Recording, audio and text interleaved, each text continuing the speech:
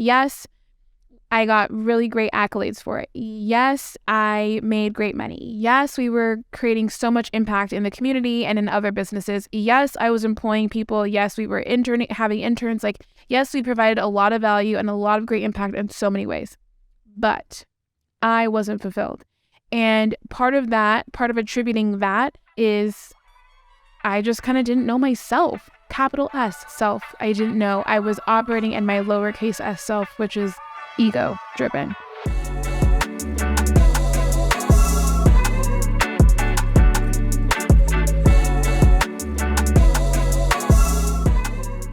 Welcome back to the Butterfly Season podcast. Today I want to talk to you guys about self and the powerful difference of the two. So when I say self with a capital S, I mean like who you are intrinsically at your core.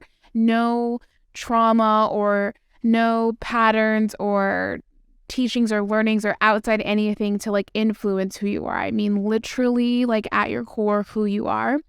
That's self with the capital S. And then lowercase self is like the ego, I guess I would call it. But I want to unpack knowing the difference between the two.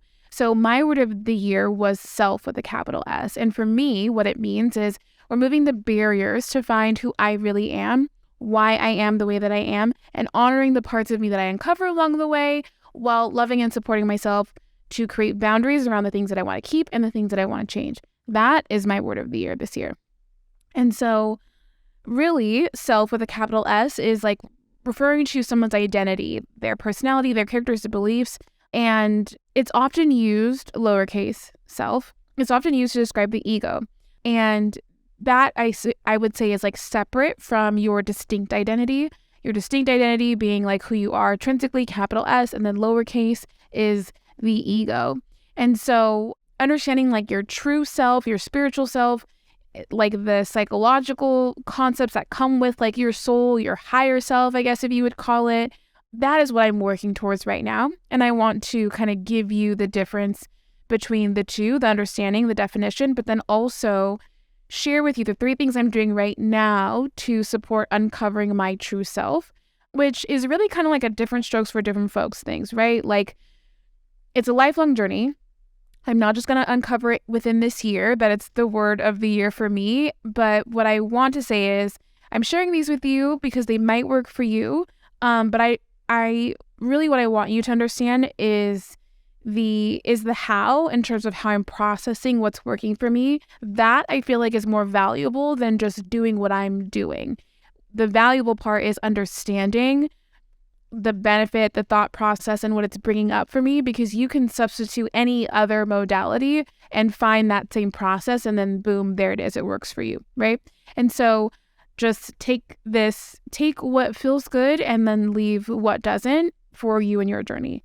But for me right now, meditation has been super powerful in helping me understand my inner self, seeing like what's come up in some of the meditation experiences that I've had where I've actually like quieted my mind and focused on the present moment, like inner peace, gratitude. Like I've literally like come up from a meditation not realizing that I was crying of like happiness. So there's been some beautiful moments in meditation, and it wasn't in the first one or the second one or the third one, right? Like it's like the continued practice to creating that like really beautiful state of being. And then you can identify when you're in those states naturally or around other people or around things or doing a certain thing, and you're like, hey, this is the feeling that I was creating, and I know that means I should do more of this. Another one has been journalism. If you listen to the episode before this on journaling and the power of it, I literally kept saying journalism, and here I am saying journalism again. Journaling is a valuable tool. It's been valuable for me by just like dumping my thoughts and emotions on a paper, processing them, and then working to understand my beliefs, my values, and my desires, and like writing down reflections as to why I feel a certain way, and taking it back to that whole journey of self that I talked about before, where I want to create boundaries and space to keep what I want and then to kind of just change what I don't want. And journalism, journaling has been really good for that. And so the third one is self-reflection for me on performatism. And so right now, what I've learned about myself is that I know about myself is that I'm an Enneagram 3. If you're familiar with Enneagram, accolade-driven, like cares about perception, cares about, how things look on the outside, but really my human design, and I'm just giving you these like categories of personality, like tests so that you can kind of really gauge an understanding, but irrespective of the labels of the personality test, this is who I am. My human design is a projector, and that feels more aligned with me. It's waiting for the invite and like living in a really aligned state of being and just like resting a ton, which I've always felt the need to do, even in like really in seasons of go, go, go, go, go. And being able to get done something really quick that might take others a long time. That, in a really small nutshell, is being a projector. And so I've been reflecting on performatism because that is a learned behavior from childhood. I equate performance to love, which is why what shows up for me is just being highly fixated on being the best, getting the award. Like honestly, like all self-love goes out the window if you dang a dangly carrot in front of me and tell me to go achieve this award or achieve this thing or whatever, this accolade, this title, like whatever it is. So really taking time to self-reflect on areas that I do that and allowing the deeper understanding of the why and working to change that. So some of the things for me that I've been practicing or that I've been honoring and saying, okay, this environment doesn't really foster a great environment for self-discovery for me. So like working out, I still love HIIT workouts, don't get me wrong, but in the area of performance, it just feels like this one big competition. And right now in my life, I don't want to compete. Like I just want to be.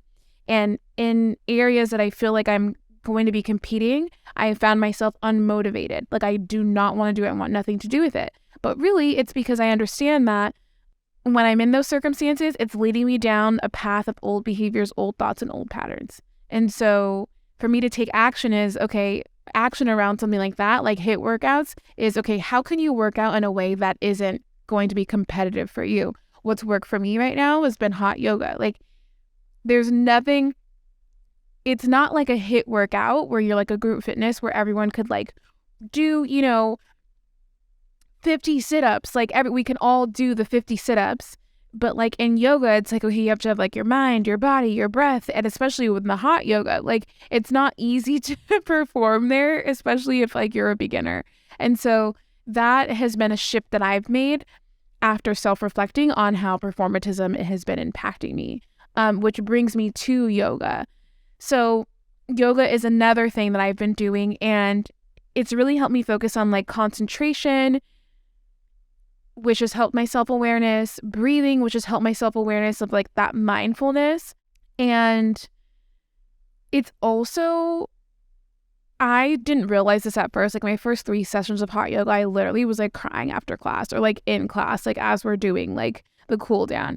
And I was like, why am I crying here? But like really like opening and stretching those portions of your body is like releasing a lot of energy and can kind of like unearth pain that you may have had in other areas before. And so what I've been doing is like I'll go to yoga, and if I feel like I'm gonna cry, I just let myself cry in yoga, because honestly at this point everything is so soaking wet, like you literally don't even know the difference of like what's a tear and what's not. So for me, I'm like, there's no shame in this room that I'm crying because my neighbor can't tell. And I'll go home and I'll journal about like what's kind of coming up for me. I went to hot yoga this morning and like felt so much like embarrassment and shame around like how I grew up. And I was like, that's fine. I can feel this. I can let this go, release it. There's nothing to be embarrassed or ashamed about. I can feel those ways, but I can also love myself in this moment and then just journal about it, process it, take it to therapy and figure it out in another way.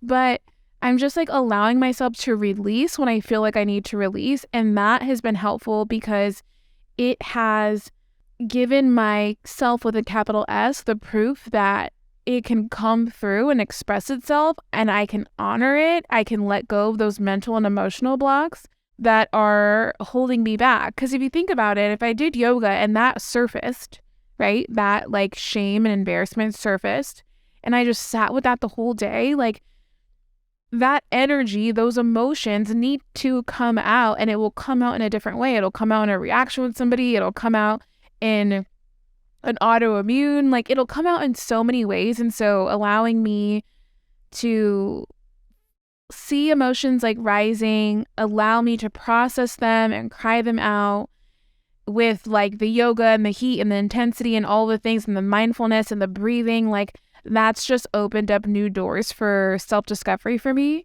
And those have worked for me. If those work for you, that's beautiful. But I also want to encourage you to find something that works for you, because not knowing yourself can manifest in a few ways. If you feel like these ways of not knowing yourself, because some of these are things that manifested for me, then this might be a sign to figure out some things that you can do to get to know your true self with a capital S better. So one is difficulty in making decisions that align with your values, especially if there's like a people-pleasing element, right? You might waffle between one thing or the other. And because you're waffling between the two, one is maybe a way that you really want to take action that you really want to take. And then the other one is, well, I know that they'll feel better if I do this. So maybe it's not honoring yourself. So that is how difficulties in decision-making can arise, especially if you do default to someone else's feelings before yourself. You might not feel seen, heard, or validated in areas of your life. Or you can feel like I'm being walked all over, So difficulty in making those decisions, lack of fulfillment is another way, because you don't have a clear understanding of your passion, potentially, your values, your goals. It can be difficult to find the meaning and satisfaction of life, like truly. And so I want to unpack a lack of fulfillment, because you can be really great at what you're doing and not be fulfilled at all. And so that is like me. When I was running my agency, I wasn't fulfilled. Like I could feel it, right? Like, yes, I got really great accolades for it. Yes, I made great money. Yes, we were creating so much impact in the community and in other businesses. Yes, I was employing people. Yes, we were having interns. Like, yes, we provided a lot of value and a lot of great impact in so many ways. But I wasn't fulfilled. And part of attributing that is I just kind of didn't know myself. Capital S, self. I didn't know. I was operating in my lowercase s self, which is ego driven. Another way that not really having a true understanding of yourself is in unhealthy relationships. And we are all guilty of having unhealthy relationships. And I sometimes feel like I meet some of the same people over and over again that teach me the same lessons in life. And the lesson when the next person comes in is even harder. And sometimes for people, we see these patterns in relationships like boyfriend and girlfriend or significant other relationships. Some of you may have a friend, or some of you may be the friend that like dates the same guy or the same girl over and over and over, and the fallout is the same every time, right? That is a pattern, obviously, but a pattern of unhealthy relationships. And so what happens is, when individuals aren't in touch with their true selves, they find themselves in relationships and interactions that aren't healthy or fulfilling, really, for that matter. And so you find yourself potentially seeking validation from others rather than from within yourself. And then that leads to like those same unhealthy patterns and behaviors. And so if any of those three things resonate with you, it might be helpful to take some inventory of what's coming up and what's the first action step that you can take. And my recommendation is to write it down, journaling, and ask yourself a few questions like, why do I feel the way that I do? Is there a deeper meaning to why I feel the way that I do, right? So an example would be, why do I feel like I need to choose this type of partner? And is there a deeper meaning? A deeper meaning can be like, maybe the way that they show me love is a way that I didn't get love when I was younger, or a way that I did. And so I attribute that to that's how love is, but maybe it's not. Maybe it's toxic, right? Like after you first ask yourself that question, there might be a deeper question that you can answer to really kind of get to the core of it all. And I encourage you to do that. And a next question is like, why am I afraid of that? Why am I afraid of that feeling, that energy? Why am I afraid of rejection? Why am I afraid of being loved in another way? And write it down, shine light on it, because it's something you want to learn about yourself, right? But it's also something that you want to create a healthy boundary around, to either support yourself in stopping that or support yourself in leaning more into it. And the final question is, how can I support myself in uncovering the deeper meaning that I've assigned to this interaction?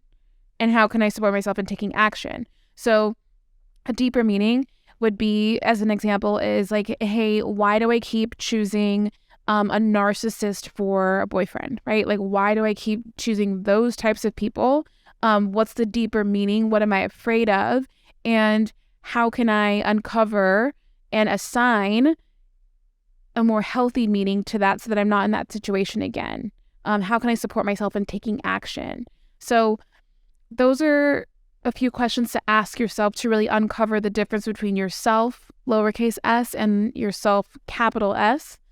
Those are some of the things that I've done. Take what works for you, because it all might not. And happy discovery. I will say I've been very cry-y, like crying a lot, but just releasing and allowing myself to release. Actually, it might be my astrology sign. I was scrolling on TikTok and there was this therapist on there who was saying, I think like astrology is not like BS. Like, it's very true, because her reasoning was, when I am in therapy with somebody, people who are this sign usually act like this. People who are this sign will usually act like this. And I only remember Libras and Pisces, because Libra's my husband and I'm Pisces. And so I'll start with mine first, but she said Pisces will just be talking and talking, and then they'll just be crying while they're talking, but they won't acknowledge that they're crying. Like, they'll just keep talking, tears will be running down their face, and then they'll just keep going. And what's so funny is that I was in spin class on Friday. I'll do spin most Fridays with my girlfriends, and I have therapy with my therapist on Thursdays. So Fridays are like pretty heavy days for me, because there's like a lot of integration, self-reflection, and all of the things. And so after spin class, I was just like started crying, and I was talking, and like I just let the emotions come out, because now I'm like, I really don't care if I cry anymore, especially in front of people, which is like it's a beautiful thing, because I'm like confident to be like, it's okay to cry here, especially if I'm in a safe space with friends, I'm fine. And so I was like, sorry guys, I'm crying. I just started crying and then kept talking, blah, blah, blah, blah. And I'm like, oh, then later, like that weekend, I watched that TikTok and I'm like, wow, she's so right. Because I literally just did that / do that often. The other one for a Libra, she had said when they're in therapy, they'll start off by saying, everything's going really great. Everything's going good. Everything's great. And then like later in therapy, then eventually they start like crying. So they always start off with like, things are fine. Everything's great. So yeah, I don't even know how I got down that rabbit hole of TikTok, but I love it there. I love TikTok. Anywho, I am going to wrap this episode up with just sending you some healing vibes as you begin to discover who your capital S self is. And if you are on that journey, DM me on Instagram at Aisha, AISHA. We can do this together. It's going to be great. We'll be like truly in butterfly season on the other end. This season of my life is like a dual season, definitely living in butterfly season, but also am in a cocoon season as it comes to like who I really am at the core. So that's all for today. Happy butterfly season.